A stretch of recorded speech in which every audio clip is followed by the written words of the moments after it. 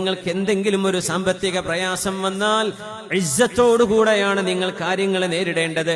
നിങ്ങൾ ആരും നിങ്ങളുടെ അഭിമാനം പണയം വെച്ച് ഒരാളുടെ മുമ്പിലും നിന്ദ്യത കാണിച്ചു കൊടുക്കരുതേ.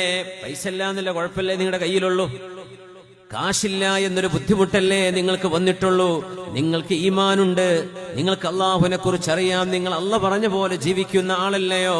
അങ്ങനത്തെ ഒരാളിന്ന് പൈസ വാങ്ങിക്കാൻ വേണ്ടി ഞാനൊരു ഏതോ പച്ചപ്പാവമാണ് എന്ന രീതിയിലൊന്നും നിൽക്കേണ്ടതില്ല. ഇസ്സത്തോടെ നിങ്ങൾ ചോദിക്കണേ. നിങ്ങൾ അഭിമാനത്തോടുകൂടെയാണ് നിങ്ങളുടെ കാര്യങ്ങൾ നിർവഹിക്കാൻ ചെല്ലേണ്ടത്.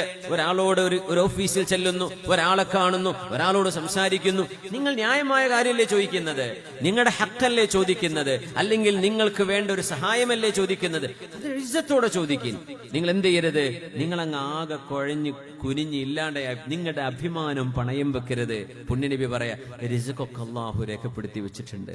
ഒരു മനുഷ്യനെടുത്ത് നിന്ന് നിങ്ങൾക്ക് റിസ്ക് കിട്ടണോ, അല്ലാഹ് കണക്കാക്കിയിട്ടുണ്ടെങ്കിൽ ആ സബബിൽ കിട്ടിയിരിക്കും. ഇല്ലേ, കിട്ടൂല എങ്കിൽ പിന്നെ എന്തിനാ നിങ്ങൾ ഇല്ലാണ്ടാവുന്ന, എന്തിനാ നിങ്ങൾ ഇസ്സത്ത് പണയപ്പെടുത്തുന്നത്?